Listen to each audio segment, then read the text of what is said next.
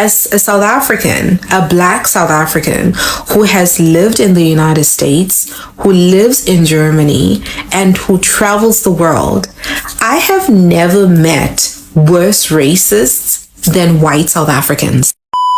Racism, because do you know how extreme your brand of racism has to be for other white people to be like, yo buddy, you're going to have to bring it down a notch because you're doing too much. I'm Nantle, I'm South African, but I live in Germany. And a couple of years ago, I was doing a German language course and I met a Dutch guy. We get to talking and I tell him that I'm South African and he says, well, that's interesting. And I was like, what's interesting about that? Have you been to South Africa? And he says, no, I haven't, but I have met a couple of South Africans and I did not like a single one of them. So I say, well, that's weird. What's wrong with South Africans? Why don't you like them? And he says, oh, sorry, just to be clear, I've only ever met white South Africans and every single one of them has been misogynistic and racist. And this was coming from a Dutch guy. About 2 or 3 years ago, one of my German friends, white German to be specific, visited South Africa for the first time. So when he comes back, I'm like, so how was South Africa? What did you think of it? Like, how was your experience? And he was like, well, I like South Africa. I think it's very beautiful and generally the people are wonderful. But I was very shocked by the racism. And I'm like, racism?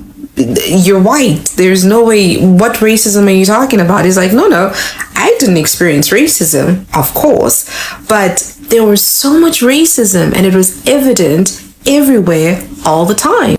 Well, he did spend most of his time in Cape Town and other parts of the Western Cape. And he goes on to tell me the story about how he was walking through a park with his wife and his son, and there was a black guy sitting on a bench, and as they approached, the black guy stood up for them, and he was so confused because he was like, why are you standing up for us? And the black guy was like, no, sir, you can sit. And he was like, that was so weird, Nantle. That was so uncomfortable. And you could tell that it is from the racism, the normalized racism in Cape Town. Now, just to be very clear, there is no competition for racism or racists. There isn't racism that is too much racism and racism that is like just enough, like just tolerable, or racists that are more preferable than other racists. However, whenever someone asks me about the racism in Germany, as a South African, a black South African who has lived in the United States, who lives in Germany, and who travels the world, I have never met worse racists than white South Africans. I've also had this running joke for several years now, I think since like 2017, 2018, where I know that whenever I encounter a white South African abroad, whether it's here in Germany or when I'm traveling, I know for a fact, without a shadow of doubt, that within the first 15 minutes of our conversation, they will say something racist.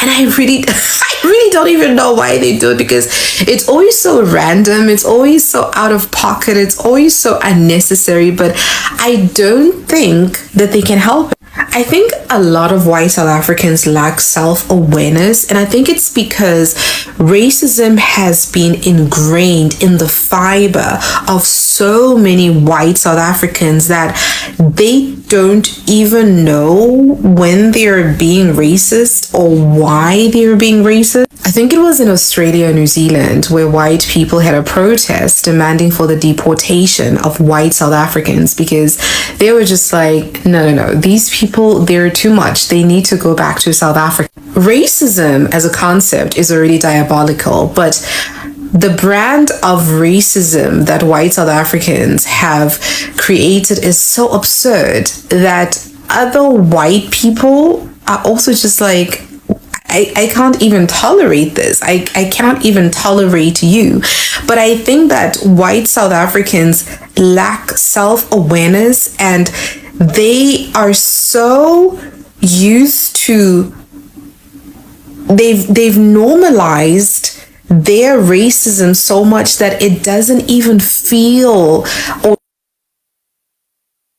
And that's why when I meet a white South African and I introduce myself as Nontle, it's so easy for them to be like, oh, can I call you Nons? Because to them, I don't even think that's racist. I think to them is just like, so I don't have to learn your name. I mean, you have to learn Marika. You have to call me Marika, whatever your name is. But I don't have to put an effort into learning your name because who are, like, and it's not. Hello guys, my name is Golden Boy, and today I want to talk about the white South Africans. I know I'm not from South Africa, but in this video you have heard from this woman who was talking about how South Africans have been generalized as to be the most racist whites amongst the other rest of the racism. Now guys, I want to say that generalizing about other ethnicity is the cornerstone of racist behavior. Believing in these ideologies about that these white South Africans are the most racist should not be the major talking or the major topic you're talking about. Now I want to talk about the white South Africans, how they have overcompensate when they meet Europeans, because most of them are under the assumptions that white Europeans look down upon them. So in order to kill that assumption, they become extremely racism. I think it is some way of proving that they are still Europeans. Yes, but white South Africans, you will find that they live in a close proximity, that is to the Africans, and therefore know them much better than other Europeans on their continent. Like you'll find that these white South Africans are living with the Africans for in approximately they are closer with the Africans, so they tend to be more racist to these fellow Africans, to prove a point that they are also the white, they are also the Europeans. Now I want to give you about history, that this about the system of racism, which has been characterized by the several features in this video. Now I want to talk about the legalized administrations. Like you'll find that the laws determined where people of different races could live, work and go to school. The population registration act classified people into racial categories, which govern their rights and opportunities. When you go to the economic marginalization, you'll find that the black South Africans were systematically excluded from economic opportunities. They were forced into intensive jobs, was restricted from owning land, and had limited access to quality education. But when you go to South Africa right now, you'll find that almost everything has been equalized in South Africa, except the land, where majority of the black people want to claim back their lost land during the apartheid.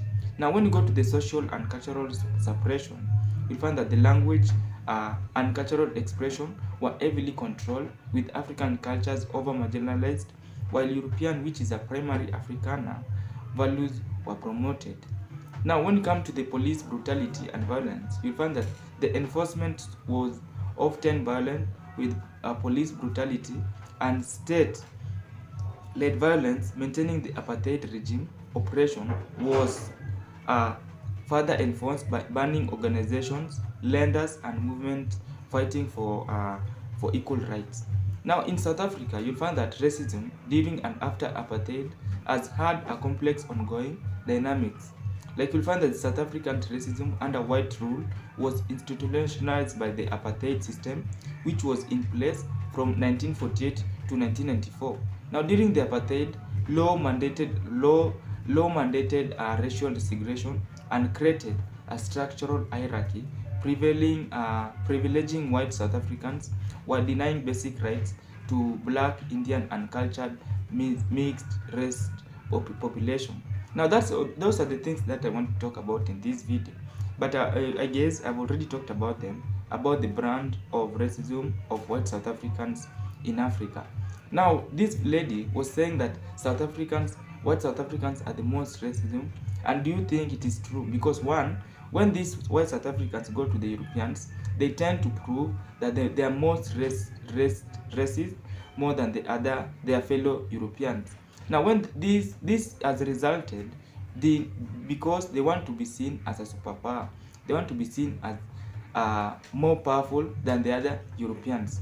And now when you come to Africa, you'll find that these white South Africans are living closely with their fellow Africans. So they tend to practice these laws of racism where they discriminate the black South Africans so that they can be, they can be what? How do we say this? They can be feared, or they're trying to return that the law of apartheid, or others were born with it. Like you'll find their parents taught them how to be racist. So these are some of the reasons why you'll find that white South Africans are capable of becoming more racist than the others. Now I believe I have answered this video and I have answered the question from this. But me personally, I've never been into South Africans, and actually I am a Kenyan born, and I don't know much about South Africans. What I know about South Africans is about the apartheid, which ended in 1994, and during that time I had only 6 years, which I was younger from that. So I have learned much about South Africans, where I know that they have different race in their country. But when you come to Kenya, you'll find we have different tribes, and these Europeans are fewer than the blacks.